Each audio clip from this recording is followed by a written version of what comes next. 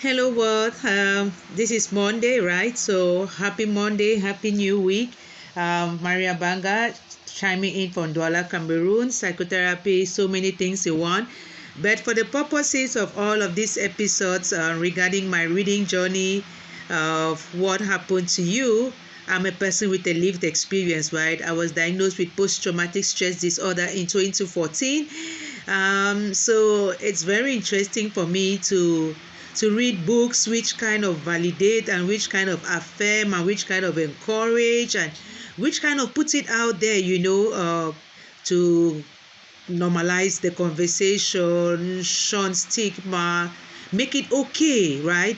To live with a mental health condition, to struggle, to have challenges. I mean, talking about them, struggle.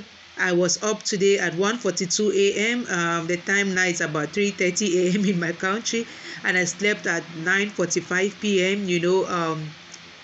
I have had sleep struggles for many years in my life, and I've been on pills and this and that, and I do different things, and so I'm really conscious about struggles we can go through, challenges and tough times and all of that.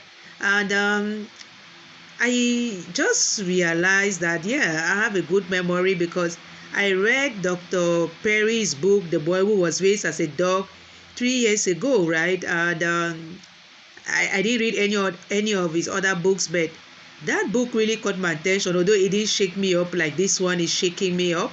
I think I was in a better place, and I said it yesterday. And in that book, I actually do realize what they are saying in this next chapter. I'm going to talk about how we were loved. Now, it's very important how a child is loved, from childhood, because they are going to grow up with that sense of either security or anxiety or fear of abandonment and all of that. And it's going to play out in their adult relationships. So, yeah, that's why this chapter on how we were loved, it's very thought-provoking, and also a call for action to us parents to pay attention to how we love our children. Don't shun them and don't overindulge them and don't stall their creativity. And sometimes when I was growing up, I think maybe today some people still practice that. They say a child should be seen and not heard. Can you imagine? A child is a human being. I mean, when they are babies, they are crying, you want them to talk because you cannot understand what's going on with them, and you show them all kinds of things to ask them if this is what they want and stuff like that. I mean, on the average, right, normally, I'm not talking about abusive parents and parents who kick their children out and who are, like on drugs and whatever, and don't care about these children and beat them up, and all of those kind of things. But when you love your child, because frankly speaking, for me, even if you had that child as a result of rape or all of those things, if you decided to have the child, then it's part of you. So how can you hate part of you? How can you beat up part of you? How can you starve part of you? How can you? Oh my goodness, the stories in that first book, The Boy Who Was Raised as a Dog, there was actually a boy who was raised in a cage. I don't know how that book didn't shake me up that time like that, but I mean, I think it's because I was in a much better space mentally. And when we'll look at the next chapter tomorrow, we'll see how the different, or maybe later today, the different stages of our lives, the different experiences we are having can actually bring up things which you thought were dealt with, buried, and healed. The only thing now is you have better tools, you know how to handle all of that, as Oprah really says. And I think that's what it's all about. That's why, although I've had this sleep disturbance and stuff, I'm like, okay, well, now it's my opportunity to love myself all I can, all I need, all I want. Because if how I was loved as a kid wasn't really the best way, like I would have wished it to be different and all of that, well, that time is past, right?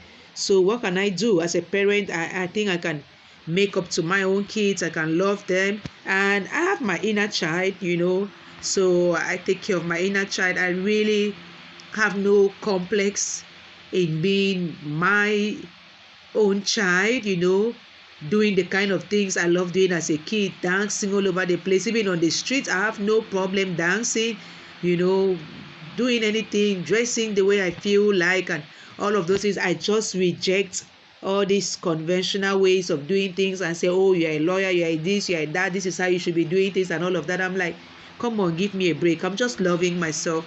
And it ties in with my team, or for the month, or for the second half of the year, I don't know, to do me, to say me, to feel me.